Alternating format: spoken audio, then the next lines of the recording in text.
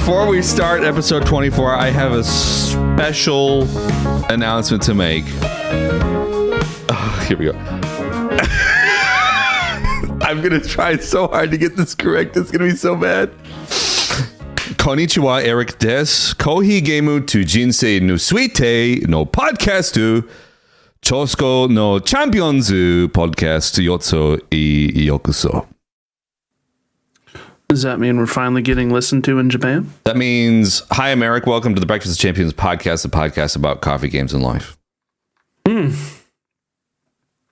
tried learning Japanese once. Cody, you're giving me that smile and nod like I did bad, but you're going to give me the participation trophy. Like, no, I thought it was pretty darn good. That was pretty good. You need to have it come from the gut more, though. I didn't feel gutty enough. Konnichiwa, Eric des. Kohi gemu to Jinsei ni Suite no podcastu Yotso. Chosku no Champions podcastu I Yokuso desu. There it is. Oh my wa.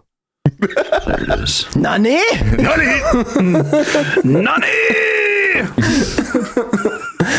Oh, man. What's up? What brings on this special occasion? Yeah. What brings it on? Nothing. I just wanted to do it. You just wanted to do it. That was your special thing you wanted to do? Yeah. Ask Amber, because we were down here. She was working down here last night, and I had Google Translate, and it was like playing. And she's like, "What are you listening to?" I was like, "Don't worry about it. Find out tomorrow." She's probably like, okay. Oh man, that's so good. That is so good. No, it's awesome. So good. What's up, dudes? What's happening? What's up, dudes? Nothing much. I'm clearly not learning enough Japanese. But things are good. Things are finally coming up, Cody. Yeah, about time. More news in a couple of weeks. I can't wait to hear it. We already know it, but you can't reveal it yet. Yeah. We know, but you guys don't. So come back for that 2 weeks from now. But make sure you're here next week also. Like, don't tune in. Yeah. Just come back in 2 weeks. Back every week. I'm just gonna keep teasing new coming up Cody news. Never actually talk about it.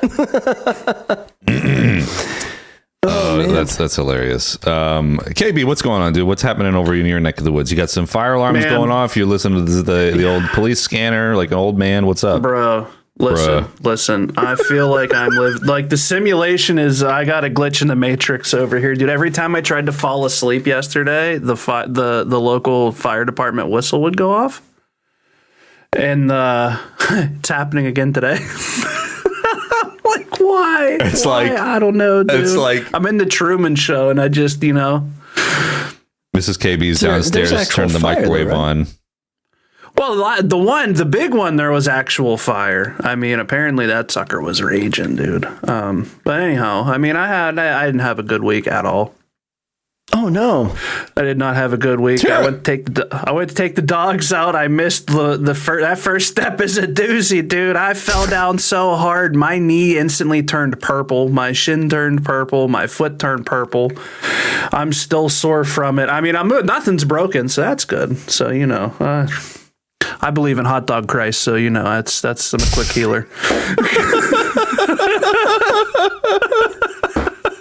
That kind of kick-started the week for me, and then I don't know, just dumb brain stuff. That's all. Love that. But I'm here. I'm with my friends. I'm here. I mean, we had some good laughs before the show, before we went live. Now, like when so we're good. We're good. It's everything's coming around to a good spot. It is. Everything's coming up, KB. So, Cody, you can't reveal any news, so you can't actually say how your week has been aside from. Well, I mean, you can. It's really good. It's been really good. Okay, great. Is it because of that? I will say that. Is it because of the new? In lieu of the news, everything's going just. Oh, of course. Rainbows and butterflies. Rainbows and butterflies and sunshines and. I don't know. I'm thinking about throwing a luau with a little SU. That's what I'm saying. You know what I'm saying? Oh, wow. Not you guys. Oh, no, I know. I hear you. Oh man, how's your week been though? My week? Yeah, your week. You've been streaming like a madman. Yeah, you Let's have, just- dude. Let's just move on to the next time. topic, dude. You don't want to hit. No, it's fine. Your week's been fine. Week's been fine. I feel like I had more of a crap week, of course. Tire blew. I had to change the tire. I was late to work. I had a very stressful week. And then I was like sitting there worried about like, oh my God, I've got to pay for new tires now. Thankfully, it was a bit of a drama, but it was just a punctured tire. But we've got, I think, a couple extra more months left out of our tire because we bought the car brand new and we've had those tires since new. So they're 3-year-old tires. So I want to change the entire set at once. So just adulting things. What else? Yeah, I've been streaming every night. So I did Wednesday, Thursday, Friday for me, and now here it's Saturday for you guys. So this is my 4th stream this week. I may or may not stream tonight, depends on what's happening. I haven't even played the new Mario Kart tracks yet either. Like Amber and I were going to play them last night, but we just got too wrapped up in work. I'm just trying to get podcast clients finished by the end of the year so I can have those out of the way and just take a break from working on other people's gabagoo for a bit. Gabagoo. But yeah, there's a new game that came out. We're going to talk about that in the Newsbyte segment. Yeah, sorry for just fairly stock standard kind of stuff. Oh, I forgot. Last week I talked about the next RGR vinyl going ahead. I've talked with the label guy. We found the title that we want to release that we are going to go. Yep. I don't know if I can officially publicly tease it here, but That's exciting. We've decided on it. So now I just got to bust my ass and get it done. You know what's great about that? So You don't have to do a Kickstarter to fund it. You don't have to do all these shipping things and spend thousands of dollars putting records in all over the world. Like, it's great. I love doing it, but my God. Like, this is the convenient one. Yeah. Exciting, though. I've said I'm glad he's working with you again, or whomever it is. John from Trago Studio, based out of Ohio. That's awesome. That's Very nice awesome. guy. Cool. He's a very nice guy. Actually, I've been meaning to ask him to come on the show to ask him, like, why did you start a video game vinyl record label? What's it like working with other artists? Because I think he's worked with the One Ups, which is, I think they're like one of the original like VGM cover bands that were really popular. So they released their 20th anniversary thing on vinyl back in November. And Mariachi Entertainment System, they're like a mariachi video game cover band, which is fun. And then there's me. MES, Yes. and then Eric. Yeah, and there's me. So there you go. No, he's a really nice guy, really great guy. Let me take a chance, and there we go. That's awesome. By the way, I want to thank everybody for taking a chance with us over on Patreon. So I want to thank these individuals here: Kenzel B, Extreme, DJ Bob, Less Than Sarah, The Waiting Place, Pondy 98, Chucky No Toes, 66JD, Malark, I Was a Bullfrog, Shanicles, and no thanks to Nettist. Just remember, so for example, today you're getting 40 extra minutes of our pre-show and our post-show and whatever we do in between. That's funny. So 3 tiers, more content more often. Our midnight snack episode is going up this week. I just need to finalize a couple of things, such as the music for the show and a couple of graphics, and we're good as gold. It was a great telling of controversial workplace stories. That was fun. You were not going to want to miss any of it. I was screaming. I was laughing so hard, dude. Like, it's so funny. You know, the worst part is I don't get to hear it until it goes up again. So like, I know. I experience it, and then I'm like, man, I want to go back and listen to that again. Like, I know. It's really good. Speaking of Patreon stuff and supporters, I want to thank these 6 people for subscribing to us on Twitch. Did you know? Hey. Did you know? You can subscribe to us on Twitch if you want to. I want to thank Mrs. Nerdwire, Kitsune Bites, Kenzel B. Who else do we have? Lady Kitsune Bites and the Unseen Gamer and Amber Lab for subscribing at Tier 1.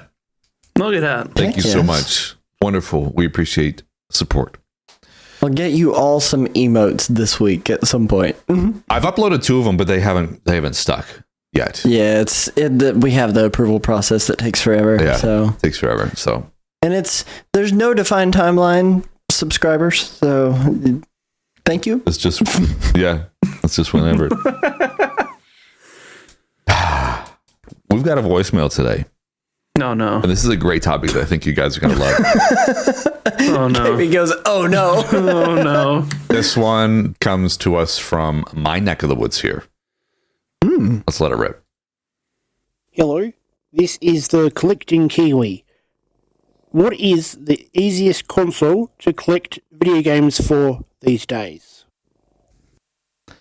So the Collecting Kiwi left us a voicemail asking, what's the easiest console to collect for? Great question.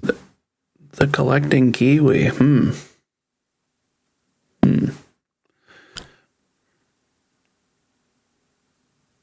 know what I would say? What do you think? What would you say? From a cost perspective, I think, at least in my area, maybe not down with the Kiwis, but in my area, I've found that that PS1 and PS2 is easily the most affordable console to be collecting for right now. In terms of being able to purchase some really decent titles at a decent price point that's not going to completely break the bank in America land. The one that I've found most broadly, though, where I have the widest amount of choice is Game Boy, by far. Any generation of Game Boy, most choice. But it's not super cost efficient because they are... I mean, you think about Pokemon, one of the highest selling video games of all time. Pretty much everybody and their grandmother has a copy of Pokemon, but for some reason, it's not due to scarcity. It still runs anywhere between $70 to $180, depending on what you're buying in the Pokemon franchise. It blows my mind. But cost perspective, PS2, PS1 to an extent, but from a breadth of what you can actually buy, Game Boy. I agree with that. I think we had Chris from Microgame on our third episode, and there was a question about collecting that came up during there, and he mentioned the NES. So, like, if you wanted to go with something console that's retro, at least in the States, I think the NES is a good one to get into because you can still buy the console and grab a handful of games. You can buy some decent games if you had $50 only. You could probably get a good fair few games. In Australia, it's a bit different because the only things you can find are on Facebook Marketplace, and people overcharge. For example, I actually should have loaded this in here, but I forgot. So somebody on the Facebook Marketplace today, this is just absolutely blew my mind. Somebody was selling a Ocarina of Time boxed. So it's the Ocarina of Time Collector's Edition for the N64 for $550. Now, it's going to green screen up, but I want you to know there's writing on that box. Somebody has written on that box. The fold it's got sticker residue on it. Look at listed price is $550, but open to reasonable offers only. So this guy's probably not taking less than $475. I mean, it's nuts down here for collecting, so I cannot afford to collect games down here. I saw a copy boxed Ocarina of Time in a retro store that I frequent pretty often for like $280, I think. Boxed $280 USD. So, like, that's insane. Yep. That's a crazy amount of money. So $280 USD to AUD, that's $412. Gee, that's a jump. Yep. Yeah. So I mean, about $400 is what I would expect to pay for a complete Ocarina of Time if I was going to do that. But it's I don't know. It's the Wild West down here for collecting, dude. Not bad. It's hard to recommend anything specific. I mean, you can pick up Wii games relatively cheap. A lot of people are just that's true too. Giving Wii's away because I saw there was somebody that was selling not too long ago. It was like Super Smash Brothers, Twilight Princess, the actual Wii console, Wii Fit balance board, and all this other crap for like $20. Oh wow! Yep, I nearly bought it. I bought the PS2 Slim that the same lady was selling, but somebody jumped on the Wii before. It's worth it to buy it to soft mod it at that point. I know. Yeah, no throw doubt. on all your homebrew. That's crazy. That's a good deal. Very good deal. I didn't even think about Wii. It still sticks sticks out to me as semi-modern Yeah. at this point. I agree. So it's not the first console I go to. I will say, I think a lot of Super Nintendo pricing has started to fall over the last couple of years. Like I almost picked up a copy of Super Metroid within the last couple of weeks for like $60. That was $100 game, like in America, like somewhat even within the last year. Yeah. KB, what's your recommendation for collecting? What do you think? Xbox or Xbox 360. True. They're old enough to where they're, it's just about modern, but just about like a little touch of retro there to be not a lot of people looking for that stuff. So, because everything I see online or in the stores, there's an abundance of Xbox OG and 360 stuff, dirt cheap. But like around here, all the PS2 and PS1 stuff is very expensive. Okay. So I have a hard time finding the Xbox 360 stuff in this area. It stays scarce. Come up here, dude. There's a ton. Everybody's buying up. There was a lot. It was 10 games, PS2, a PS2 Slim, and a couple controllers for almost $500. So like, good luck. Great deal. I mean, yeah, it is, but like most of the games were all like the dumb ones, Shovelware. like SpongeBob and the Disney movie ones, and it's like, man, who wants this? Like the sports games that are normally $1 everywhere else. It's one of those things, dude, where you just have to start looking for deals. Really, that's what it comes down to with collecting at any rate. I mean, if you're going into a retro store, expect to pay, retro store brick and mortar prices because they're going. Oh yeah. Yep. Half the time they're not even going by sold listings on eBay. They're going by live listings on eBay, which are not legit at all, and then probably adding an extra 15% because it's there in hand. So there you go. It's hard to recommend anything specific, but Game Boy, NES, Xbox 360, that's probably where I would start if you really wanted to dive deep into a console library. There you go. Thank you, Collecting Kiwi, for the question. We're going to head on over to our Newsbyte. And KB, you've got something you've been wanting to talk about all week, man. I can't wait to hear. Oh, baby, do I. Here we go. Baby.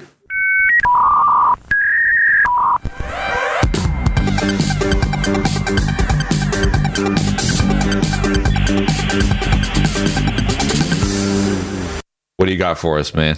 Oh man! So last show I had mentioned that there was an article saying how the FTC is looking into the Microsoft acquisition of Activision Blizzard. Well, now they are actively suing Microsoft for the Activision Blizzard merger for about almost it's 69 billion. Nice, but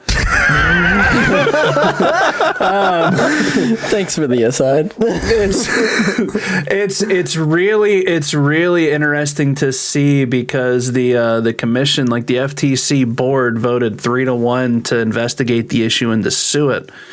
And Sony is the claims behind Sony is that it's going to hurt the market, it's going to hurt the gaming space, cause a monopoly, and essentially cause them to lose out on a slew of Activision Blizzard games. One of the big ones that is being talked about is Call of Duty. Now, Microsoft and Nintendo had worked out a 10-year deal that if this goes through, they will bring Call of Duty to the Switch. And Sony said that's false. That'll never happen because Nintendo is a child's console. Sony flat out said Nintendo is a child's console. Now, I don't know about you guys, but there's a ton of children that play Call of Duty. I mean, you jump on Call of Duty at any given time, and there's going to be children playing. I mean, I remember playing Call of Duty, and I got some colorful words thrown my way from a child. So like, you know what I mean? Like, these kids also own a Switch, but they also own a PlayStation or an Xbox, and Microsoft trying to do this and trying to make deals to show the FTC, no, we're not doing anything. We just want to acquire this and still put out that content. It's going to court now. And what kills me is not only is this like they're doing a lot of this to me seems like a little political. Because if you look at the article does say that this could be this, that, and the other for the current presidency and all that, blah, yada, yada, yada. I don't think it's that. I think it's purely Sony raising enough hell and crying that they're not getting their way and they're stomping their feet, and this is the outcome. I mean, it's what kills me, and this is what I've been waiting to say. What kills me is you have content creators, you have people who primarily play Nintendo stuff. This could open a door for them if the deal goes through and Nintendo gets, the latest Modern Warfare 2. Maybe they get, it's going to be cloud source stuff, because let's be real, the Switch, in my opinion, can't really handle much at this point in the game. But a 10-year deal with Call of Duty could open Nintendo's door to a whole other world of games, not only Call of Duty. And there's people out there, there's creators out there that say, nope, you know what, this is bad because this causes a monopoly. They're going to gatekeep all the games. And it's like, brother, have you watched television? Do you know how TV networks work? Do you understand how life as a whole works? They license it out, dude. It's not like it's like, dude, wake up in the morning, get your rose-colored glasses off, and you step out of your walled garden. Everything will be okay. Trust me, the real world is okay. It's your friends are going to be there to hold your hand. It'll be okay. But like, it's really like, I don't want to say upsetting, but like, these people are just, oh, I don't want this to go through. Why? It's going to help Microsoft, I can tell you this right now, they buy Activision Blizzard, that goes through. Look how many franchises that are dead to Activision. Look how many things that were made throughout the years under Activision. Yeah, let's say the deal doesn't go through. Then what? Then Activision just becomes a Call of Duty powerhouse. That's it. It's better for gamers. Like, Spyro could come back in full capacity. It's what I'm saying. Spyro can come back. I mean, look what they did for Crash.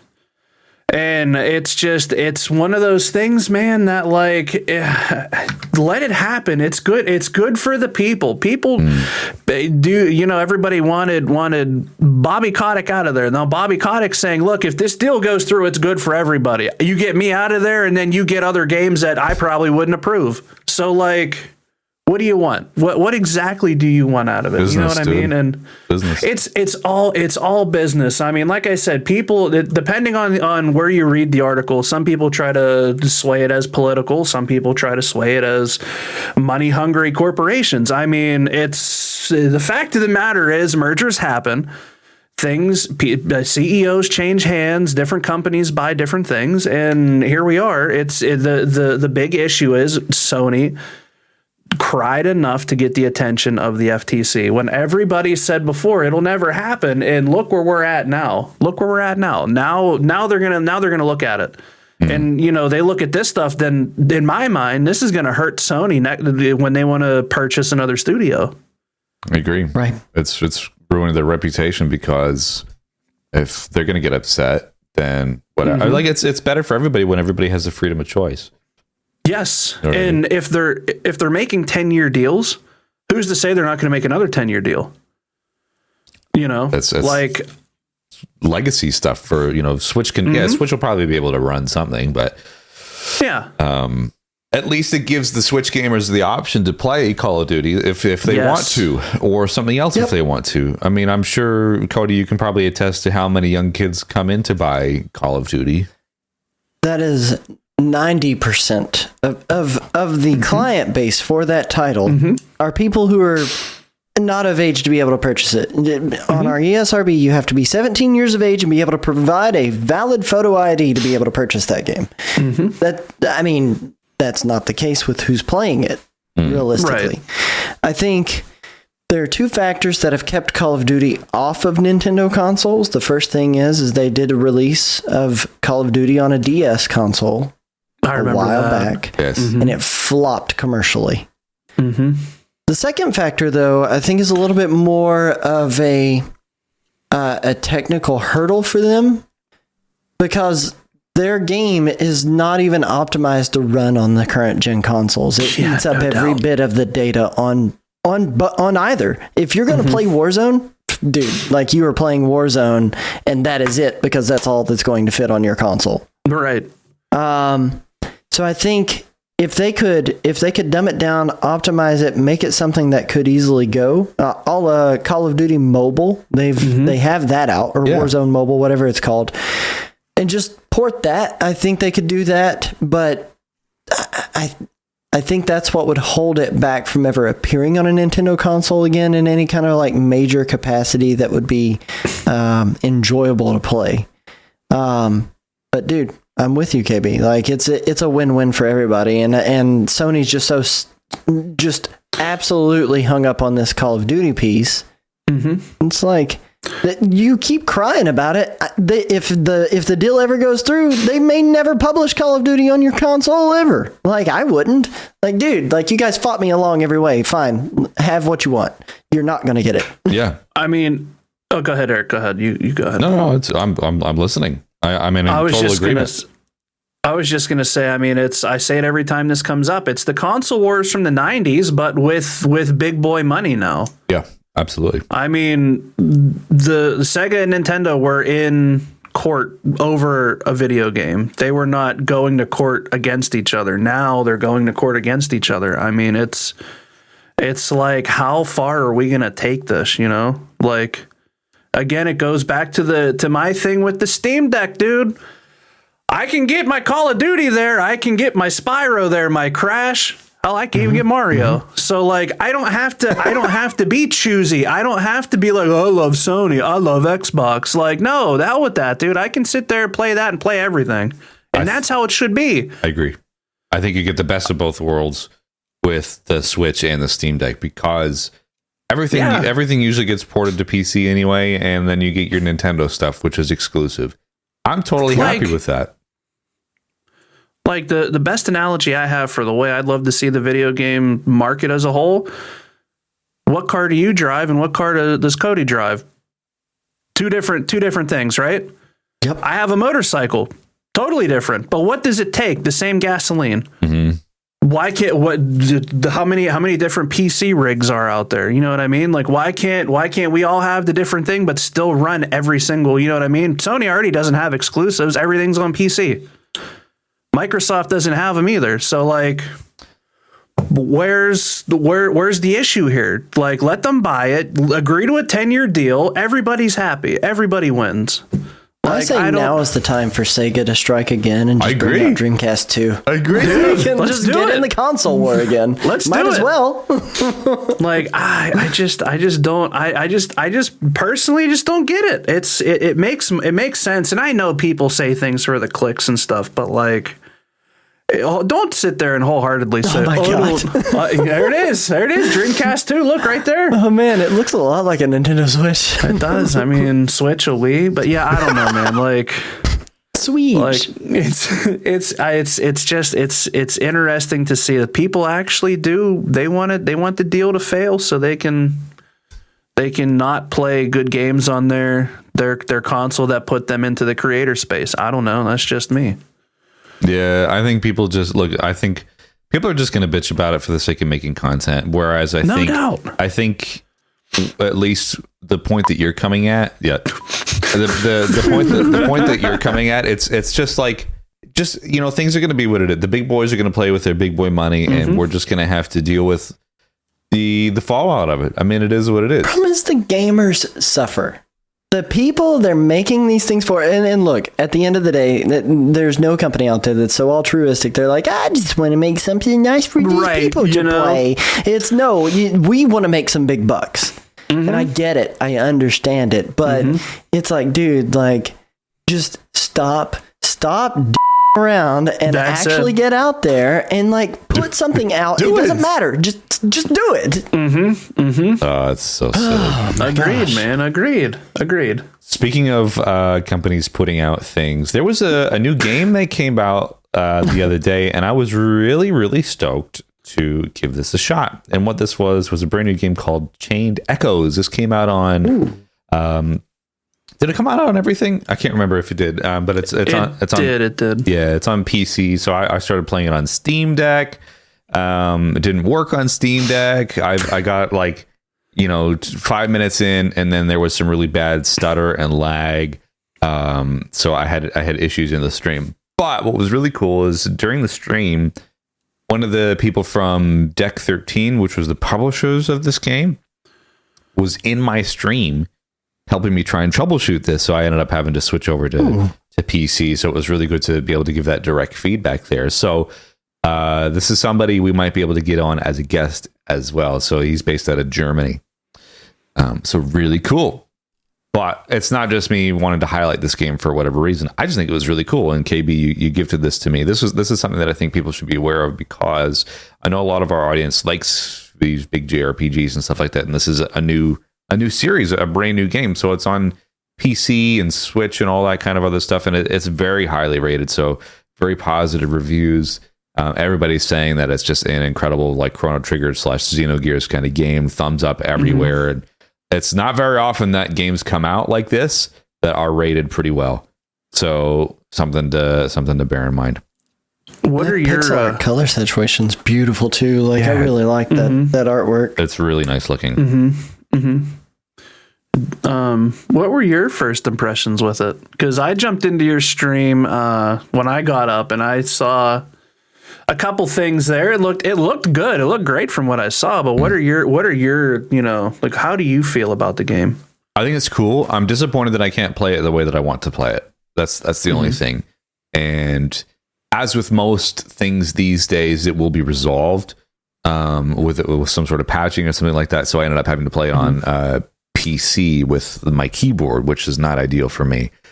But that being said, what I have played, I really enjoyed. Like, the exposition sequence is very much Chrono Trigger. So, like, that sequence where it's like, Chrono, wake up. So even the guy that was in the stream was like, this is like a 1-for-1 like Chrono Trigger reference, or this is like Xenogears reference or whatever. So, like, very much a game cool. that spoke to me on a very deep emotional level. You know what I'm saying? Yeah.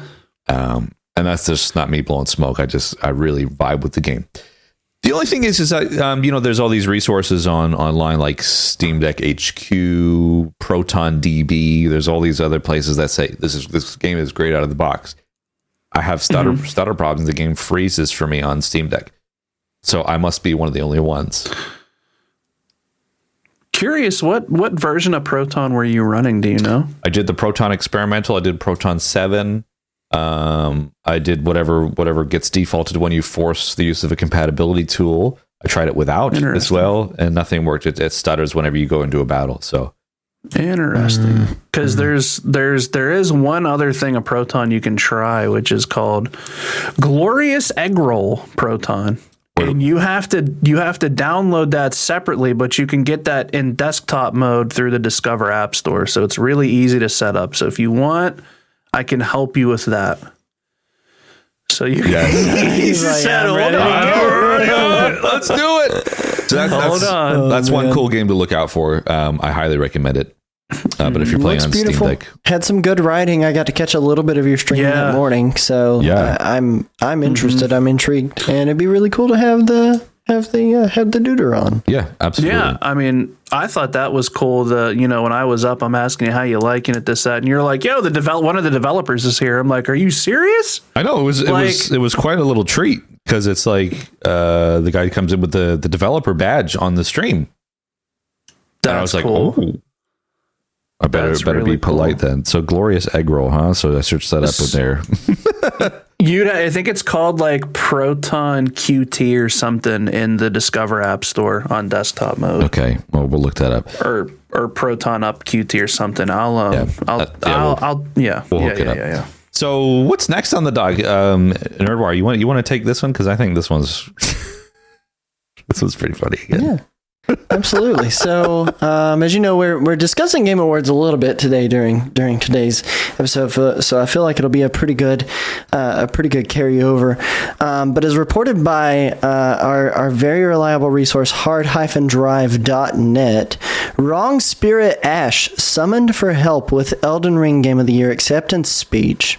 And I know Kitsune Bites and I we were presenting this live. The news comes to us from Los Angeles. Elden Ring developers were embarrassed at the 2022 Game Awards after accidentally summoning the wrong Spirit Ash to help with their speech for Game of the Year. Quoted as saying, "Okay, holy that was embarrassing. We were hoping to get the big jellyfish guy, but we ended up with some weird teenager instead, said Elden Ring director Hidetaka Miyazaki through a translator. He did a good job of pulling aggro from the cameras and security guards, but his mentioned Bill Clinton attack did barely any damage and happened way too late for it to matter. We ended up having to just win the speech on our own. Oh my God, that's hilarious. It's a crazy event there. I don't understand what happened. They should have chose the proper Spirit Ash, you know. Oh no, yeah. I mean, it gets you every time, man, you know.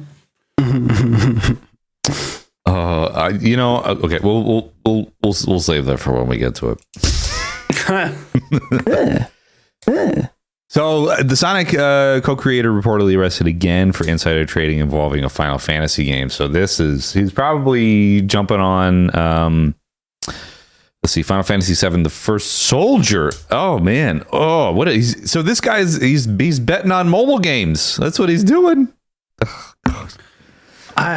So I guess same thing with the Dragon Quest Tact. We talked about this a couple episodes ago. So he allegedly bought 10,000 shares, aiming at $20,000 ahead of the release.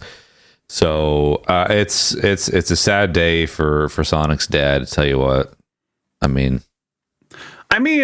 how old is he? Surely he's like close to his 50s now. I mean, so like old enough to know better, too young to care. Does he know better, or is he just like, did one of his buddies tell him about some way to get rich quick, and he's like, yo, I can do that? Hey, I didn't know Knuckles was in Sonic 3D Blast. Anyway, I feel like you're making some pretty big, like, back-to-back consecutive similar mistakes. Hold on. Is this the same guy who did Balan? No, bailing out Balan. That's what Super Derek said, and I just thought that was the funniest thing because it's so true. Like, I mean, look at the cross paths that Sonic and Yuji Naka have gone. Sonic has got, Sonic Frontiers, a brand new story, and Yuji Naka's in jail. Wow. Oh man, I tell you. I don't. How do you stray so far? You know what I mean? Like, and on a repeat too. Like it's like Martha Stewart doing insider trading back to back. You know? I know. Well, maybe one day they'll learn. Maybe one day. Speaking of things to learn about, set me free. Yeah, follow me and set me free. Escape from the jail. So let's head on over to our topic of the week, because I missed a large portion of the biggest event of the year, allegedly.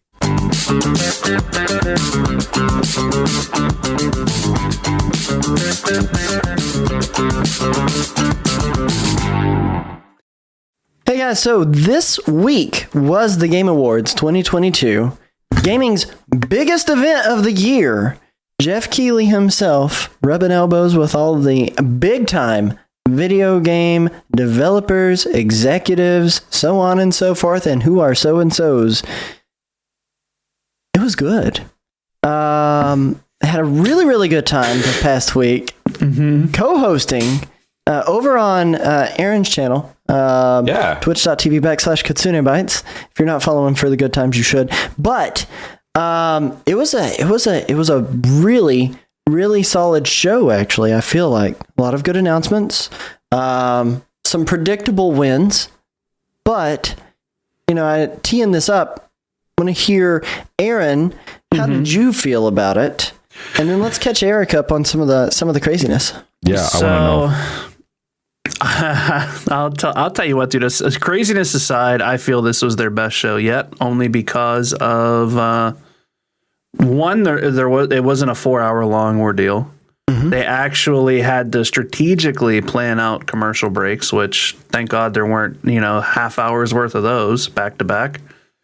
It was nice, dude. The pacing felt good. Everything about it was nice. I mean, even Jeff Keighley's shoes look good. You know what I mean? Like they were normal. Not over the top. You know what I mean? He's the one thing I will say though, there seemed to be a lot of velvet this Game Awards. Listen, crushed velvet. Sorry, I started that. The crushed velvet's in, dude. I'm the one who kind of started that trend, and now it's just carried on. Jeff Keighley's like, man, I saw Nerdwire. He was wearing that to a wedding last year. I need to throw that on now. And so I was like, all right, man, I'm ahead of the curve. Look at me go. But no, it was really good. That stream, it did feel very streamlined. There wasn't a lot of awkward music sections. Like, I mean, you still had Hozier, Hoosier. With the hurdy-gurdy. And Halsey. Halsey was on there, and then you had their orchestra, but I mean beyond that it wasn't like a whole bunch of random music that I don't know that the quote unquote gamer necessarily listens to. I also will say the reveals that they had for this year. Oh, dude. Like 2017 was an amazing year for games. Yes, it was. We can all agree with that. Yeah. 2017, the best year for games. But I mean, I would argue, based on what they're talking about for this upcoming year, because there's a lot of stuff that got pushed back due to COVID, I think we're going to get some really solid stuff this upcoming year. Yeah. I can agree with you there. I mean, you know, from doing the show with me, Nerdwire, what my pick is going to be for 2023. And I don't want to say it yet because I want Eric to, you know, discover that naturally through the next little bit here. But I can't stop talking about it. It's top tier. I think it's going to be the random Bayonetta storybook game that they're putting out, Bayonetta Origins, right? That's 100% it, dude. I have that pre-ordered on my Steam Deck ready to go. Oh man, but no, there was a lot of good stuff. There was a lot of good stuff, and I tried to catch up on at least the substance that I personally would gravitate towards, and that was I watched the Final Fantasy 16 trailer as well, so that's coming out June 23rd next year. I like the setup of the trailer. It shows it's like a more Renaissance-y thing, so more akin to the classic Final Fantasies, of course, which is cool. We've had our steampunky era stuff like that. Now they're going back to their roots, which is great, and I think it's an origin story for the summons, which is really cool. So it shows Clive Rosefield, which is the new main character. I think it takes the exposition place, whatever story is like 13 years before you actually play the game, because they show Clive like a lot older and a lot more jagged. That's really cool. I haven't, like, I was going to play Final Fantasy 16 regardless, and I haven't really been super interested in it until I saw that trailer last night. Yeah. That looks really neat, and I like what they're setting up there. So I'm definitely keen for that. So I'm glad that they finally teased a release date. So that's 6 months from now. I mean, the way that I'm traveling, that's like 5 minutes. So that'll be out before you know it. That's really cool. Yeah. That's my big takeaway from the Game Awards, from just like casually watching it in the background. That was my most hyped game. Notice keyword I said was my most hyped game. Yeah, and I think to an extent, Aaron and I might share a little bit of a similar attitude to one of the other announcements in there too. You know, Final Fantasy 16 still exciting though. We got an actual date, and that was the thing that I was finally surprised about, because I didn't know how far along in development that game actually was. I mean, and we knew him. The Brazilian ratings board was rating it, and that's fine and all. I don't know how to gauge that from a completion standpoint. Death Stranding 2 got revealed. Yeah. That was insane. Really, really good. Really, really good trailer. I thought it was super funny that he came on stage and they asked him, well, what have you done? And he says, well, the reason this kind of got delayed for me is because I wanted to rewrite it, because the last time when I wrote original Death Stranding, I predicted the future, and I don't want to predict the future again of that, like, that loneliness. Which is fair enough. I mean, like, it looks cool. Like, I played Death Stranding. Like, I'm a long time Kojima fan. And I don't think you really get to experience Kojima games unless you play it and you're like, what the hell was that all about? So like, I still don't understand Death Stranding 1, but a lot of the stuff in this trailer is like classic Kojima stuff, like the mechs and just the whatever. So I'll play it, but I don't know. Oh, can I say too? I made this what was it? Because there's a specific logo that's in Death Stranding 2. It's this one right here. It's the drawbridge. I was like, you know what? They've ripped off the Nerdwire logo. They've ripped it. Yeah, they have. I can kind of see that. That was my first thought. Anyway, I'm okay with that. That's fine. You can have it, Kojima. Just put me in your game. I mean, you put all those C-list celebrities in there. Like, put me in your game. No. Norman O'Brien. Norman Fetus. Norman Reedus and his baby fetus taking a pisser in front of Conan O'Brien's like hologram. Oh my gosh! How dare! But no, this trailer was really awesome. I will tell you, like when Death Stranding 1 was coming out, like I was all on that hype train for those trailers. I got the big collector's edition, so I have like the light up BB with the warning tape. It was a really really cool limited thing. But the cool part is like each trailer, every single one they put out, it linked and synced up. I don't know if you've played them side by side, but if you have a moment to play trailer 1 and trailer 2 side by side, really, they link up. Really, they do. Absolutely insane storytelling from a directorial experience there. Doesn't surprise me what they were doing. That's the kind of stuff that he does, though. He's really Kojima is really really smart. Like he just has this brain ninja kind of stuff. Like he's just and as Netta says, Kojima edits his own trailers too, so he's very well aware of like all the references and stuff. And he even said like, I look forward to people finding hidden details and Easter eggs and stuff in there. Because there's a lot. There's a lot to look at. I look forward to running through. I actually just picked that up to play on my Steam Deck because I wanted to play it on the go, and I got the director's cut of that game. I'm looking forward to going back through that again before this eventually at some point comes out. Yeah. But that one wasn't my most hyped game. What was your most hyped game? I want to hear Aaron's because I think we might be on the same wavelength, and if we're not, then I'll be like, all right, well, we were wrong, and I'll tell you mine. What was yours, Aaron? So let me pull up the thing here. So I have the exact name of the thing. Oh, I think I know what it is. Yeah, do you know what it is? You think? Let's hear it. So for some reason, my browser decided to really zoom in on things, so I'm not messing with that. Armored Core. I don't know what else was in the title, but Armored Core. Fires of Rubicon. There we go. That's what it is. That's what dude. It's been so long since I've played an Armored Core game. I'm very, very excited for it, dude. It looks like from the trailer, it looks so good, and it's made by the team that did Elden Ring. So they are very Souls-like experiences with mechs, and I'm way down for this. Beautiful trailer.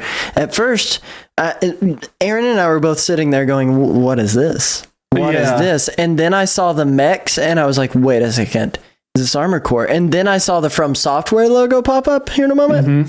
And I was like, yep, Armored Core. Lost my mind about that because, I mean, here's the thing. And maybe I'm giving away a portion of our topic tonight, but as many people know, Elden Ring won Game of the Year. Yes. Yeah. And this is from them. Like it is from Software. How do you say that appropriately? From Software. Developed by From Software. Yeah, developed by. Yeah.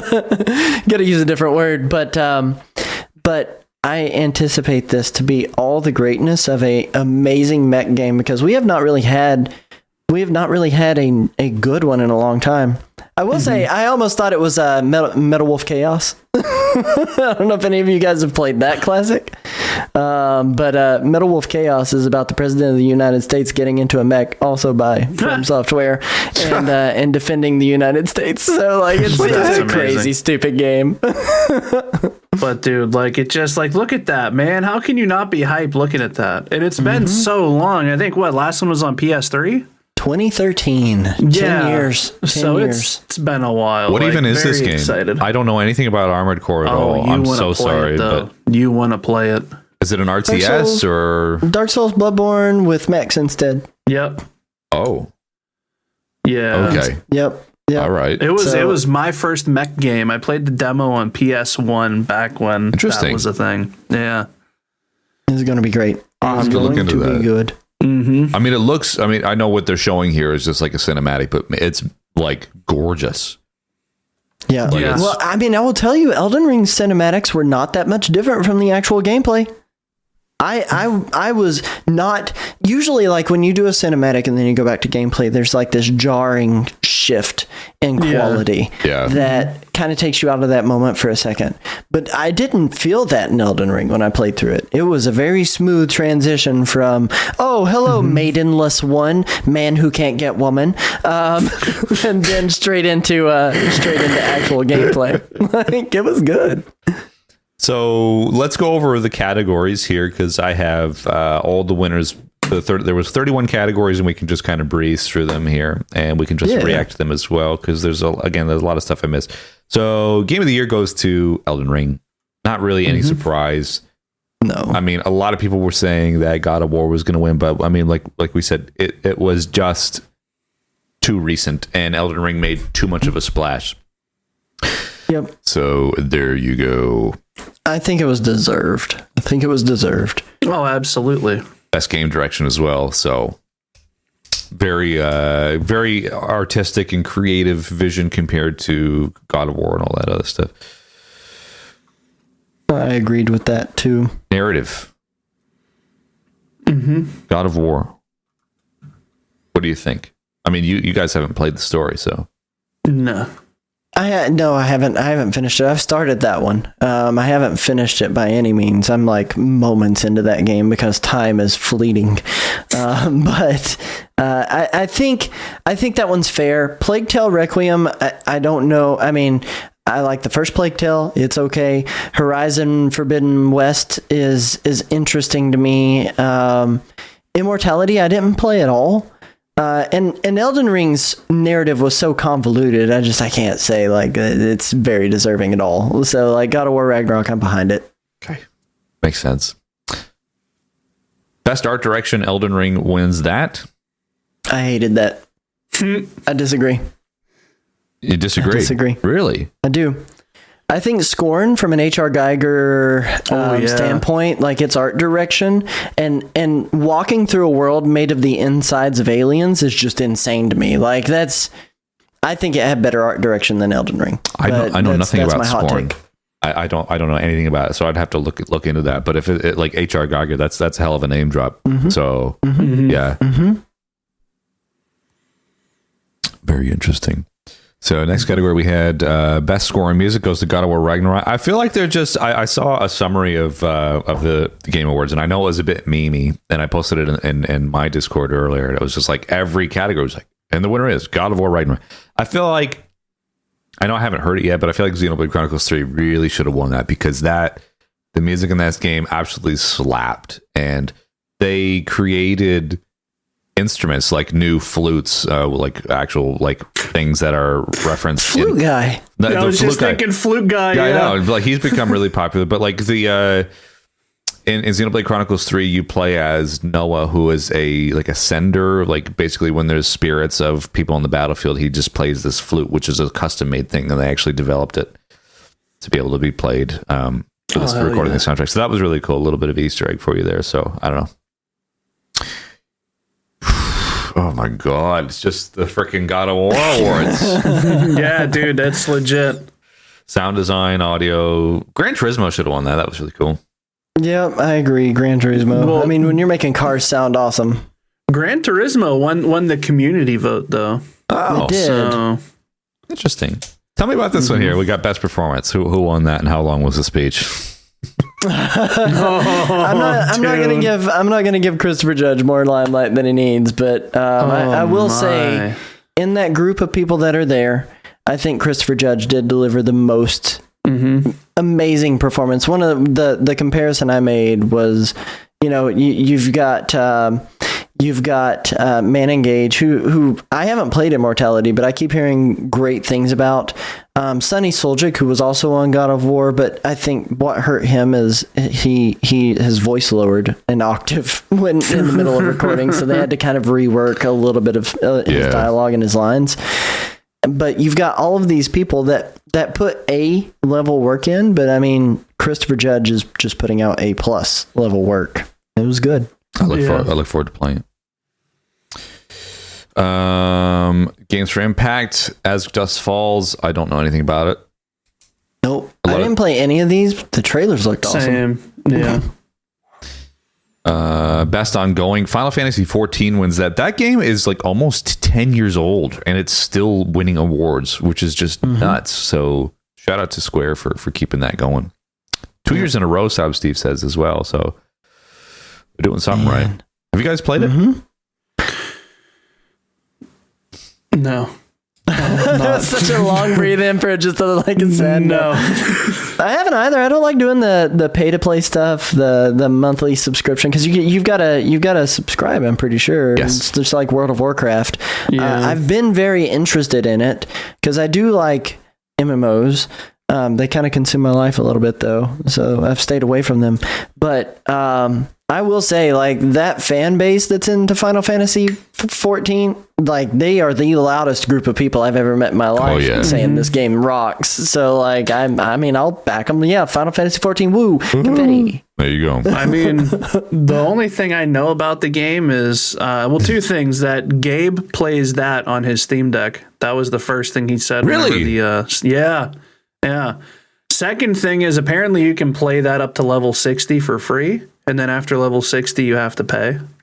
I didn't know that. That's a lot of time to sink into the game. Information. You could check the game out 100% for free up to level 60, and then you have to pay. But it's like, I think, $10 a month or something. I need to get that. I need to get that Squall DLC though. That's what. Is that a thing? Wow. That is a thing. That is a thing. All right, I gotta go. I gotta hang up. Gotta hang I didn't know that. Yep. You said it runs on stuff. Steam Deck. I could play it at work. Whoa. There you go. I can be a gunslinger. Stray won Best Indie. Yeah, I disagree with Stray winning as many things as it did. Didn't play it. So Stray should have never won as much as it did. Like, Stray's a good game, and in cultural impact, I think, like, the fact that local news was reporting on it is. I mean, it's noteworthy, but it's just because, oh, look, a cute kitty. Yeah, I can play as a cat. It's not because of substance. Like, there's no substance there. Go ahead. Sorry. I'm heated. I'm heated too. Sorry. I'm heated too, and I'm like, I'm ready to go, dude. Well, but I'm gonna hold the rest of my feelings because we're gonna get to snubs, and I've got a snub listed that I think should have won and wasn't even nominated here. Agree. But out of the ones that are nominated here, Cult of the Lamb all the way. With Twitch integration and the impact it had on the entertainment sphere, Cult of the Lamb. Oh, that was my pick, and then this stupid cat game won, and I'm like, the only reason the game's popular is because all these cat people are out here going, oh my god, I can play as a cat, and I'm like, no, please don't. Can we have a mod ban Mrs. Please Nerdwire? don't. Please don't. Have won don't. more. No. In the live chat there. Tell me when I'm a mod. What do you want me to do? Delete your comment? All right. Time her out. Don't do that. I'll be sleeping on the couch. But here's the thing, though. If had the game be made of like a dog, I'd have been like, oh, look at the cute puppy. I probably would have been. Game. Just not a cat person. Yeah, I'm not a cat person either. Rough gameplay. Best mobile game, Marvel Snap won that. I feel like some people have picked that up since it was shown off at the Game Awards. I don't know anything about it. I don't play mobile games. I've heard good things about Snap. I think Genshin Impact is worthy, but Snap I think people like. Final Fantasy 14 winning best community support. So as we said, they've got a very vocal fan base over. Genshin Impact wasn't in this one. I know there was some Genshin Impact stuff. People were being pretty loud about that. Really? Over the last week. Anything to get Fortnite out of this award show. Please. Innovation and accessibility, recognizing software and or the hardware that is pushing the medium forward by adding features, technology, and content to help games be played and enjoyed by an even wider audience. I don't know what they're doing with God of War Ragnarok that makes it accessible, but that's interesting. I asked my chat when I did my voting what's going on here, and there's apparently a lot of accessibility options, from color blindness to allowing people with hearing disabilities to even just like remapping your buttons and gameplay. Like, it apparently has a lot of accessibility options included in there, which I never use. I'm a fully abled person. So I think that's awesome. I'm glad that they're catering to an audience who otherwise would not be able to enjoy their game and making it to where it can be enjoyed by anybody. Yeah, there you go. There you go. Category 14, we have Best VR AR Moss Book 2. Don't know about it. Among Us VR. That's sus AF. Best action game is Bayonetta 3. There you go, all you Bayonetters, whatever they're called. Oh, no. I agreed with that. I think I agreed with that. Shredder's Revenge was great, but That's the one I picked. yeah, I'm not surprised that something else grabbed that. A lot of people don't have taste. Wow. I feel personally assaulted. I'm not agreeing with Bayonetta. A lot of people don't have taste. Best action game goes to God of War. Oh my gosh. I think God of War had 6 awards with the category here. Out of the ones that were there, though, like I would agree. Like from that, like I would agree with that. Best role playing. This one breaks my heart. Why? I called in. We talked about this. We did. You were streaming early one morning. I know. was like, listen, I know. But I just Was I wrong? You weren't wrong, but I just wanted something else to win. I wanted like Live Alive to get noticed. I wanted Triangle Strategy. Like those games are my people. I want them to succeed. The description was wrong. That's the problem, is they put them in a category they could never stand up to. Like, I know. For the best game designed with rich player character customization. What are you doing in either of those realistically? Nothing. Rich character customization. Like, you can- Elden Ring's the only one. You can You're not play putting that in Pokemon. in a swimsuit in Xenoblade Chronicles 3. That's about it. Yep. There's next to no character customization in Live Alive. Like you can only level up max to like level 9 in all your playthrough scenarios. So Stray should have won that, says Mrs. Nerdwire. Oh, no. Stray. What do you guys think about the best fighting game, dude? What do you think about this one? I agreed with that one. I voted JoJo's Bizarre Adventure. It was a remake, but it's a good fighting game. But I don't know. Mixed feelings. Multiverse has dropped off the map for me. I see like one video every like 3 months posted about it. Like, Yeah. I never see anything about JoJo's though. I got to be honest. Sifu shouldn't have been in this category. Yeah, I don't. Sifu is not a fighting game. It's a beat 'em up. Yeah, absolutely. Seafood. Best family game. Kirby won that one. Yeah, look at that. Should have been in the never game of the year like category 2. Yes, but I've I'll never take played that. it. I'll take best family game. You're missing out, KB. Well, maybe you're not. You hate Pokemon Legends Arceus, so. Yeah, but I watched Mrs. KB play it, and it looked good. I'd play that. She only plays good games, and notice she didn't play Arceus. Splatoon should have won that. That's Do you think from a family game? Yeah, because you can get multiple people involved. They just picked Kirby because he's cute and pink. You can play 2 people. Co-op, couch co-op, baby. Yeah. Splatoon got robbed. No, it's not. I will say Splatoon should have been in a couple of other categories. That's my Best pick. action game. Yeah, That's let's my put pick. Splatoon. I didn't The like. game. That's fair. I didn't like The Kirby. biggest snub here is Switch Sports, man. That one should have definitely. All right, you're cut off too. All right. All right, see ya. We got Mario Rabbids Sparks of Hope. Whopper 774 is delighted at this one. I tell you what. This is where. What was the category here? I can't remember. Best sim / strategy. There's nothing else there. No. Mario Rabbids is a good choice. Do we think if Advanced Wars came out, we'd see that in here? Absolutely. I think it would have been. They probably would have gotten rid of. Victoria 3 out of there. Dune, Spice Wars, Total Warhammer, 2 Point Campus, Mario Rabbids, and Advanced Wars. I think would have been the 5 based on this last year. I agree. Sim / strategy game. I also think that Triangle Strategy should have been in there. Because that's a very tactics heavy. Basically a successor to Final Fantasy Tactics. You know, that game was freaking amazing. I love that game so much. Best sports racing game. Gran Turismo 7 won that. No surprise. I agree. Why is Ollie Ollie World here? I mean, it's not a racing game. It is, I guess, kind of a sports game. I don't know. I wouldn't have put it in this. You know category. what? I think Kirby would have been more relevant because you could play as Carby. So they should Oh my god. have just put that one in agree. there. I would agree. Agree. Oh, let's I carry like it. Ollie Ollie World, though. I'll be honest. Here we go. There you go, Eric. There it is. Yeah, There it you is. finally got your wish. I would agree with it over all of this stuff. And TMNT should not have been in this category at all because its online co-op was busted. It was so bad, dude. Like It was Yeah. broken. It was broken. Garbage. Splatoon 3, though, I mean, I've got to be honest here. Go. Let's take a step back. Let's breathe. Splatoon 3's online co-op is also really bad. it is. I mean, any Nintendo games online is really bad. Yeah. Am I being unfair? Am I being unfair to cast TMNT under the dirt because its online's bad and then I No. hypocritically say Splatoon 3? Well, I mean, hold on. So the Turtles game, Shredder's Revenge, it was only bad for me on Switch. When I played PC to Xbox, I had a way better experience. Can't do that with Splatoon 3. You can't. Yeah, unless you have a Steam Deck. I and, you know. mean, you know. Oh, man. No, I agree because I played Shredder's Revenge solo, and then I did a stream with it, and we had a full party. We had like 6 people rocking. Got 2 levels in it. It just was like,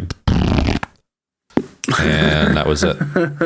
Content Creator of the Year. None of us are on there, so I don't care. Yeah. Swap screens. Best debut indie. There you go. Oh, I'm sorry. Yeah, I should swap screens. Apologies. Yeah. I disagree with that wholeheartedly. It should have been Vampire Survivors. I heard a lot about that game. It went free to play on the phone, Yeah. where they can bring it into your shop and work on it Yep. because they press too hard. Yeah. I broke my screen. I was killing zombies. You were doing something. You were killing something. And more of that on the If you want more raunchy phone shop stories, patreon.com. I'm not kidding. That's it, man. That's it. You guys have wanted it. You guys have been asking about all the crazy things that I've seen at the phone shop. And oh my goodness, for real, at Midnight Snack episode coming out this week, you guys are going to be blown away at some of the stuff that I've seen. I can finally tell it all unfiltered. Because you have to have no filter to be able to describe the things that I've seen. Anyway. the things I've seen, man. I was there, man.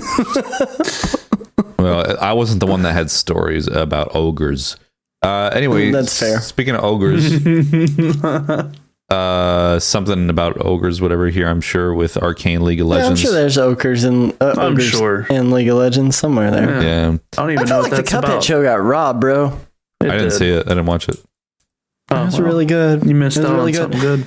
I don't think Arcane should have won over Sonic the Hedgehog 2. Like, if they're gonna choose anything, I mean, Arcane feels like the least of the options here. But maybe I'm wrong. Who knows? I haven't watched it, so that's my fault. It's like an adaptation. Like I feel like Sonic 2 was a really fantastic movie, and I mean I've said this before, but Sega or the production company behind Sonic 1 was really tone deaf, and then they've righted the ship with Sonic 2, and then transitioning into Sonic 3, and of course.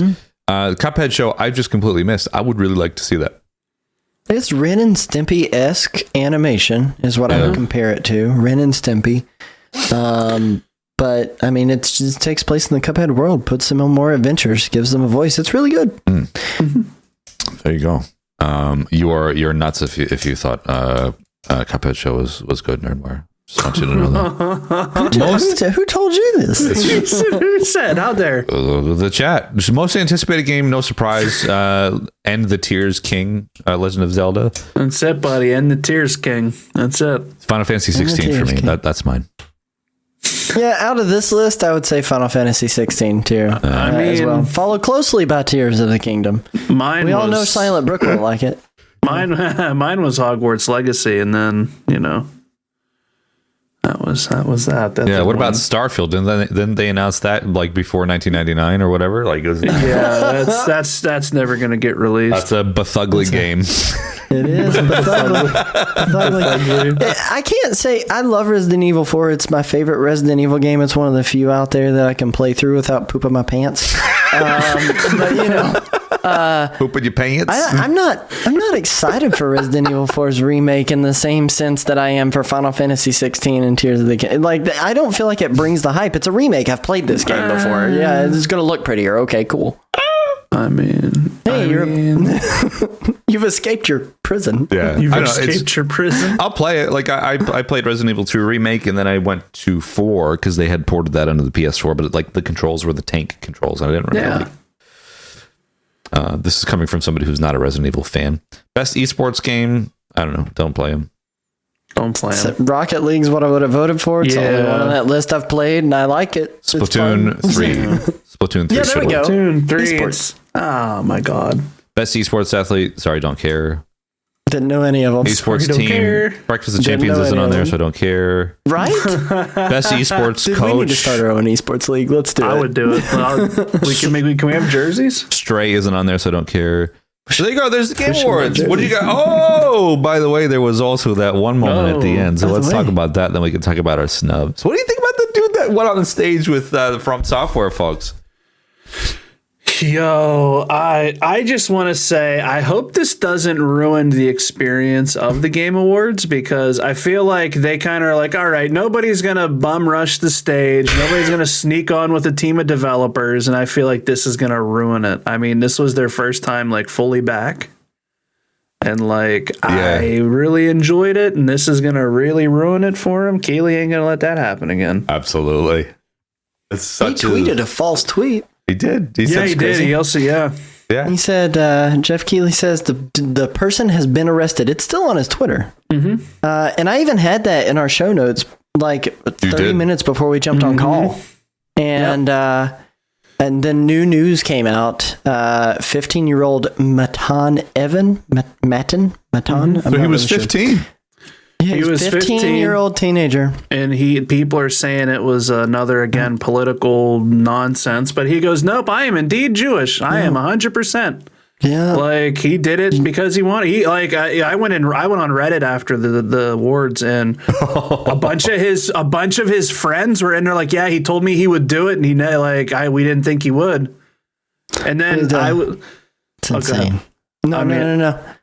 Apparently he's going on all these shows. People are asking, why'd you go to the Game Awards? He's like, I don't really play video games. Like, I just went there to do my thing, and that was it. Like, I needed a platform, and that was my platform. He's waiting for his in to get in there and say something on the mic. I mean, we're watching the recap, and look at him cooking, dude. He's back here cooking. Steps back and he's like, "Oh yeah, this guy looks important. He has something to say. This 15-year-old looks real important." Oh yeah, there's people coming to the stage to like escort him off because they know that he shouldn't be there, and they get him. It's obscured by the links on here. Hang on, let me click in. I don't want to see your annotations. Get out of there. Get out of here. What you gonna get out of here, you annotations? Get out. They're still on there. What the heck? What the heck? Oh no, they're there too. While you're figuring that out, 15-year-old Matan Evans says, quote, "I think I want to nominate this award to my Reformed Orthodox Rabbi, Bill Clinton, during the Game of the Year award presentation." What does that even mean? Award. It meant nothing because, as you could see by the article title, he has a 15-year-old like that was all he was. Promptly escorted off stage by security, but was not arrested, as earlier stated by Jeff Keighley.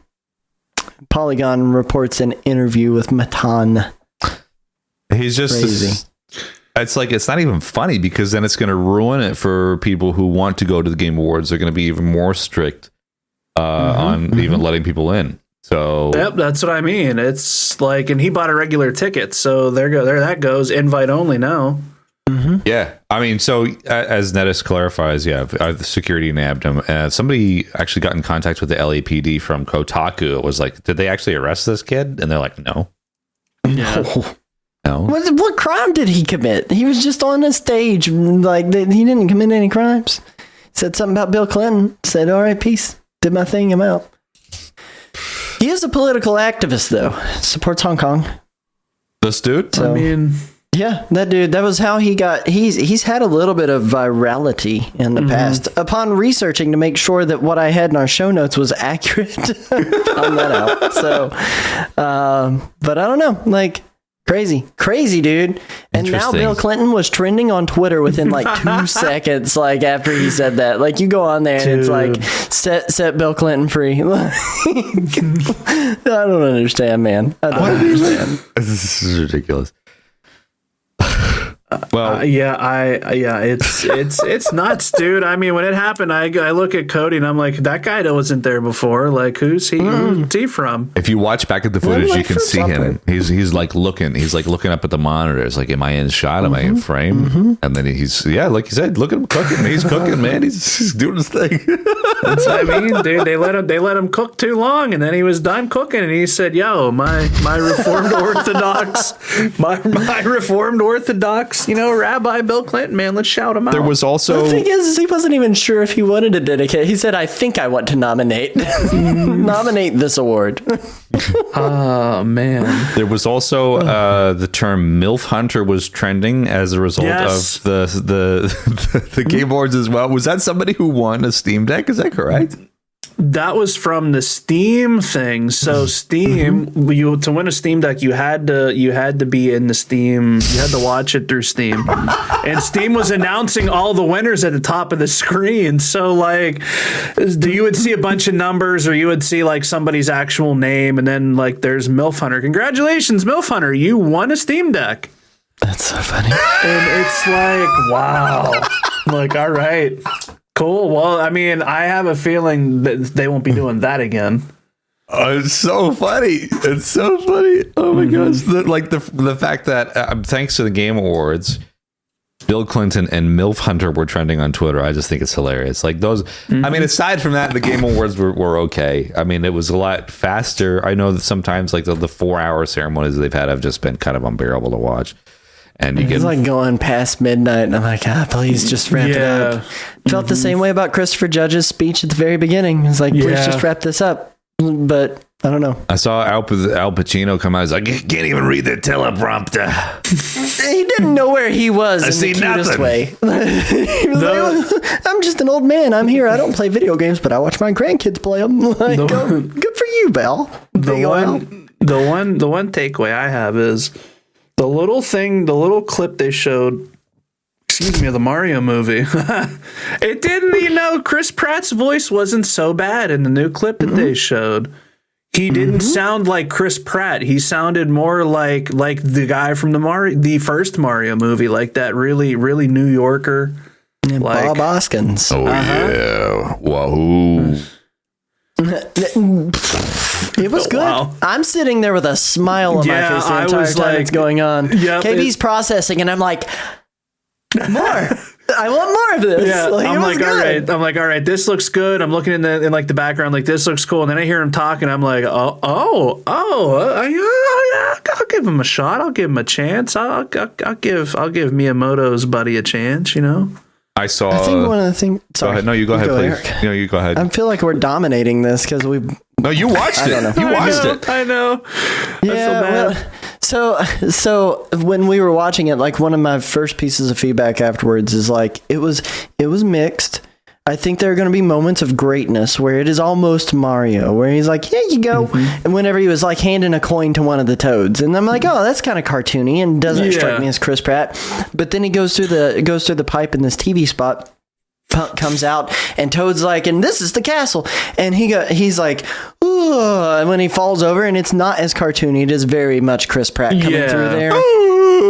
Yeah, and so like I think there are moments of greatness, moments of awful, but sorry, Eric, you go. No, you're fine. I saw somebody did a re-edit or a redub with Charles Martinet's voice of that new trailer, and I was like, damn, I really wish they did that. I really wish. Why don't you find that and email it to Nintendo of Japan over and over again until the movie's release? Miyamoto at Nintendo.jp. I'll email it to him right now. Subject: Mamma Mia. Yeah. Yes. There you go. So, lastly, for our news, our topic this week, What are your snubs? What do you think didn't get recognized that should have? Gotham Knights. Oh, come on. I mean, there was plenty. I didn't see Tiny Tina on there, and that was a fantastic. Most of the community's pretty pissed off with Tiny Tina because there's no reason to go back to it, unlike the rest of the Borderlands. Well, I mean, it's what did they expect? That's like getting Gotham Knights and expecting a new game. I mean, come on, it's an Arkham game. I don't know. I mean, hold on. Let me fire up my console. Let me see. All right, let me see what I bought this year. You know, I didn't see. Let me get my deck out. I think you're gonna have to add a new category that's like best remake, best remaster. Like, I think that would be cool for them to do because like we are getting so many of those. Like Tales of Symphonia remaster should have been in there in some aspect. I agree. Like Resident Evil 4 is coming out next year. Like there's room for that category to exist. I'll tell you like my 3 while you guys are searching your decks. I had 3 on here. I listed Ghostwire Tokyo. Interesting. It didn't get nominated for anything at all, and it should have. It should have. I think it was cool. Yeah, it's a good game. It's a mess. It's a little bit of a mess of a game because it didn't ever find its footing, but it's not a bad game. No, not perfect. I have listed on here Curse to Golf.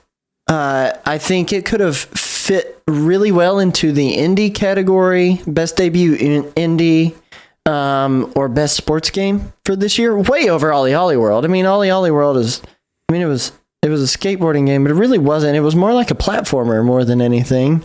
Curse to Golf was at least a golf game at its core.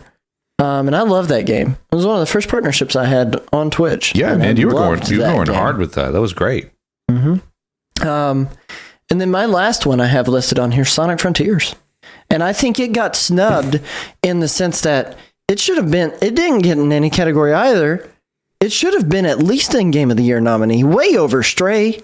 It was in a fan vote. Stray should have never been up there. It was a fan vote. I mean, they didn't do an award presentation for it, did they? Yeah. Like, that's the thing, is like, it should have been in the running. God of War came out on the same day. It was Dad of War and Sonic Frontiers. Like, why did it not get nominated? So it didn't come out too late to fit into there. Interesting. Right. I mean, for me, man, you know, Tactics Ogre Reborn, I agree with the ones Cody was talking about. The other one I saw on here, because a lot of the stuff I've been getting into has either come out in 2021 or older. But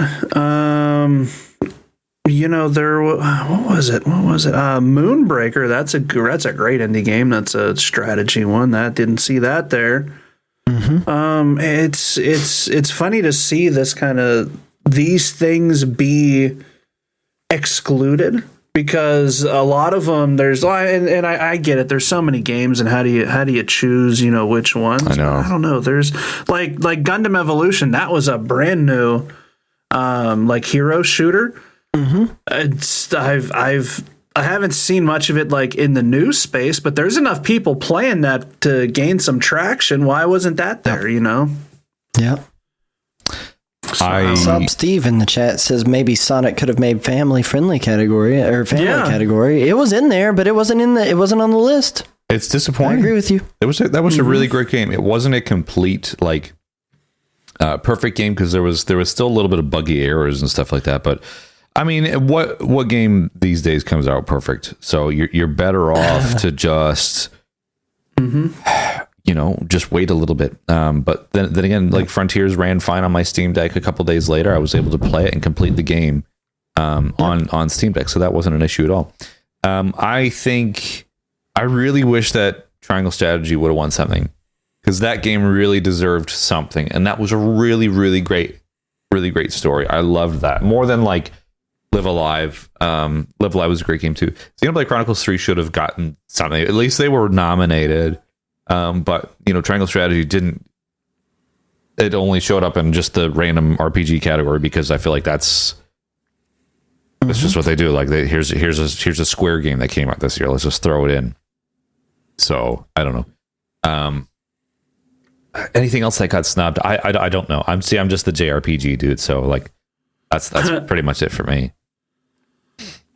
I agree, though. Xenoblade should have won something. It should have. I don't know where it necessarily would have fit. Like even soundtrack, I think Metal Hellsinger on that list probably had a better soundtrack. It was a bunch of musicians that came together, produced music for this game. It was rhythm based. Like, I don't know, Xenoblade could have won that one. The role-playing game, I think there should have been differentiation, and that's some of the complaints I have with the way they categorize the Game Awards at times. Like, role-playing game and Japanese role-playing game are two very different things. They are. They are. And it should get its own category. Maybe figure out a way to classify that, because I'm sure they don't want to be like JRPG, because there's also CRPGs in there too that are in that same class. So maybe, who knows? I feel like JRPG is just a genre at this point. I mean, you could say turn-based. Yeah, like, I don't know. It got snubbed. I think Xenoblade Chronicles is a fantastic game. The entire series, I think that is its crowning achievement as the final game in that trilogy, in the Chronicles trilogy. But that being said, I don't know. Did you finish it? Did you play it? I've played quite a bit of it. I haven't finished it by any means, so I've really enjoyed what I've gotten to play, but distractions and time. Of course. No, I understand. I totally hear you. My bitrate has totally tanked this entire stream. I'm really sorry. Like, everybody's video except for mine has been very pixelated. So thank you for bearing with us here. You're pretty. For this one. Yeah, I don't know. Normally it's pretty clear, but we'll have to troubleshoot it next week. Closing thoughts for the Game Awards, guys. What do you think? It was good. Bring back Bill Clinton, kid. Maybe he'll have something to say next year.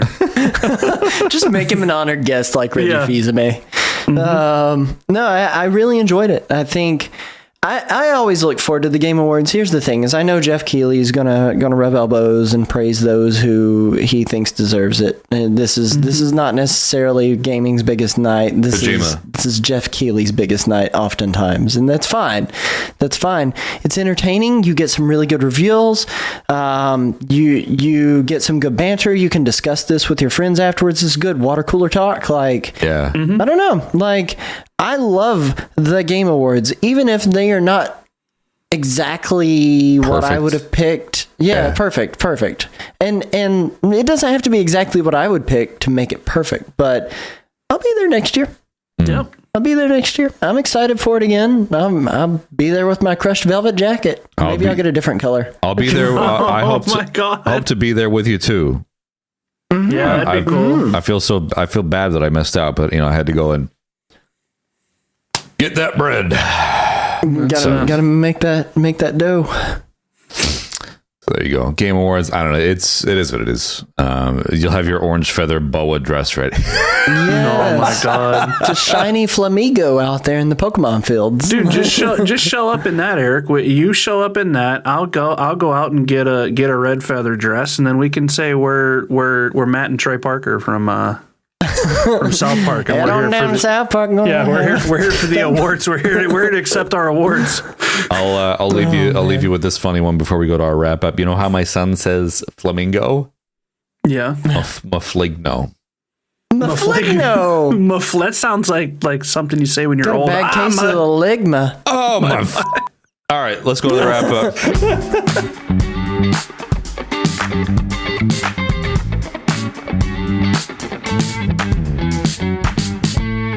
What do we got? We got a fun fact.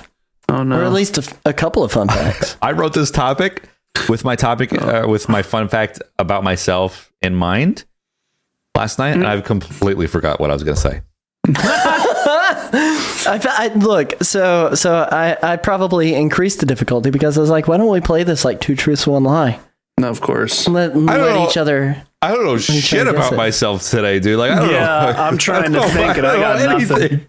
Sorry, I got nothing. I'll tell you what. I'll do my 2 truths, 1 lie, and then you guys just give us your fun facts if you can't figure out 2 more facts about yourselves. Sure.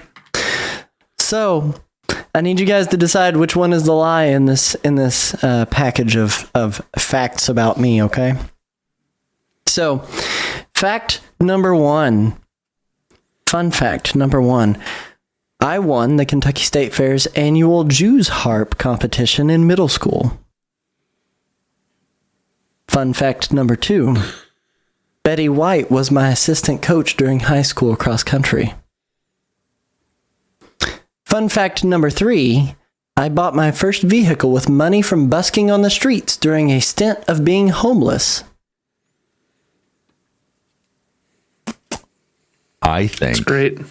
I think that the most realistic one is that you bought your first vehicle with busking whilst being homeless. Although I would love to picture you playing an annual Jews harp competition in middle school. I just feel like that suits your personality to do that. Well, yeah, he's doing that and some guy's ham boning down there. There's, you know what I mean? Yeah. It's going to save your life one day. So what do you think's the lie? What do you think's the lie here? The second one. You think Betty White was my assistant coach during high school cross country is a lie? You know what? There probably was somebody named Betty White, I bet you. Betty White. Yeah. Hey, I'm Betty White, gabagool. Like going. I did have a Betty White as my coach. It was a lady who was named Betty White, who was my assistant coach during high school cross country. And I remember I was running, and she always took pity on me because I would get tired at about mile 5 when we were doing practice, and she was driving a truck behind us, and she'd be like, "Look, I'm not going to tell the coach. Just jump in the truck." I'd be like, "Thank you." So like, she was a really nice Betty White. Pity She White. was a really nice Betty White. There you go. Do what? Pity White. So that is a truth. Bought my first vehicle with money from busking on the streets during a stint of being homeless. Also a truth. Really? I would go and post up in front of Christian bookstores and play all the latest contemporary Christian music hits and tell a story. And people would donate money, and then I took that and I bought a Ford F-150, a 1985. No wait, Ranger. My apologies, I've lied. Ranger, Hey. Ford Okay. Ranger, 1985 buddy. Ford Ranger is my first Power vehicle, Ranger. There it is. and it was painted matte black.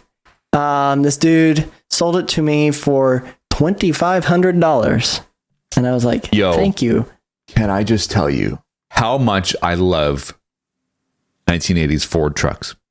I love them boy. so much. Like, if I could drive, dude, my dream vehicle is like an 80s, like boxy looking Ford truck pickup. Mm-hmm. It was a pretty truck. I missed it. I blew a gasket in it going to a gig. I loaded it with a trailer. I loaded a trailer full of all of my gigging equipment and had me and 2 of my bandmates in it driving to Michigan from Kentucky in the middle of winter, and that was a mistake. Sad. Just a boxy Ford truck, some Marlboro Reds. There you go. Living the There dream you go. down by the farm. Just hit the road, dude. Crank the window down, let that summer air hit you in the face. There you go. An open butt wiper beside you. No, don't There do it that. is. We don't endorse drinking and driving. sitting in the cup holder. Yeah, there it is. Well, no, hold on. He's ashing his cowboy killer into an empty can of butt wiper in the car From your passenger. Sure, I fixed it. From your passenger. Fixed. Yes, man. exactly. Tell me a fun fact about you, KB, because I remember mine now. I don't have. You need 2 more truths time? and 1 lie because I'm not that All right, interesting. I'll give you my fun fact, and this is my fun fact. I cannot sleep unless I'm listening to Thomas the Tank Engine lullabies every night. Yikes! Are you serious? Dead set. So Are you serious? every night I go to sleep. Mm-hmm. And at this point, I only do it for me. So if I open up my Spotify, there you go, lullabies, Thomas lullabies, dead set, and it's in there. So if you look at you got all the kids stuff, you got Lego Duplo, you got all my Japanese fusion, you got Night Night Thomas. That's the playlist. Night Night. Dead set. Because like when our son was first born, I put on the Spotify Lullabells playlist.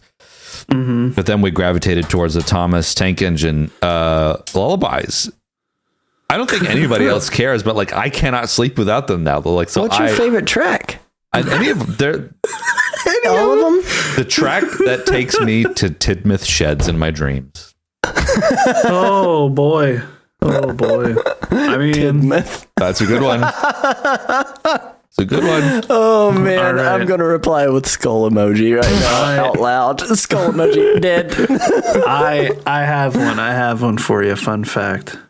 Yeah. I made it to the track and field state championships by doing absolutely nothing. Like I played, my name was in the program and everything, and I did absolutely nothing. So, Mom, I made it to states. So what? How did that happen? Did you just get like grouped into it? Like, was it a mistake? I thought it was a mistake. I went to the coach and said, "Yo, guy, I shouldn't be on here." What had happened? So when I did track and field, I did shot put and discus, and I just did it so I wouldn't have to go home and deal with home. So I just sat there and barely made the shot put go 5 feet, and then I tried like, and you're throwing a cannonball. Like there's no way unless you're Hercules, you're not really launching that thing. And then the discus, I probably made 15 feet, and like to make it to states, you had to throw 50 feet or more. So the one day I'm sitting there in the locker room getting ready for practice and all that, and the dude comes over to me. He goes, "All right, so here's what we're gonna do when we get there." I'm like, "What are you talking about?" He goes, "Your name's on the list for people going to the state championship." I'm like, I said, "There's no way." So I went over there and I'm like, "Yo, there's this a mistake?" And he's like, "No, here's what we're gonna do. So 2 people can't make it. They're failing a certain class. They can't make it. So we're gonna put you in there, but you're not gonna. You just walk up there and just tell them, 'No, sorry, I got hurt.'" So I legit like made it to states. I went to the thing and was like, my shoulder, and then that was it. So I got to go to states for nothing. Can't run. Didn't do anything. I mean, Impressive. Your third leg sore. I can't run on it. There you go. Oh man, there goes my frame rate. I'm fading out of existence. Fading out. That's pretty good. no. There you go. Well, I want to thank everybody for watching and listening. I want to thank everybody, especially for listening on iTunes and all that stuff last week. Our last episode, the Holiday Gaming Memories, had 28 downloads on Spotify and iTunes and all that good stuff. So thank you. And let's have a look at our podcast stats quickly and see if Rancho Cucamonga is still in our top 5. Come on, Rancho Cucamonga. Big money, big money. Oh, it's down to number 3. Melbourne is still 22% of our listeners are in Melbourne. Hey, moving on up in Melbourne. There you go. We got Ellesmere, Shropshire. Surely that's in the UK. Just bring in Amber to read it. We've got So we've got Rancho Cucamonga number 3, Mount Sterling, Kentucky. Sounds like a bit of a hole there. Mount Sterling's not too bad. It's not close to me though. Okay, so that's not you. Okay. No, that's not me. I think that's a couple of our people. Okay, that's fine. Well, then it's a nice place then. But if it's where you live, then it's a nice place. I'm just kidding. Frankfurt, Germany, Texas, Kentucky, Gableborg County. I don't even know where that is. There's so U.S., Australia, UK, Germany, Sweden, and Czechia. That's our top countries. There we go. Czechia. Yep. There you go. Any closing thoughts for episode 24, gang, before we flick on over to our post show? All I have to say is that's some good shit.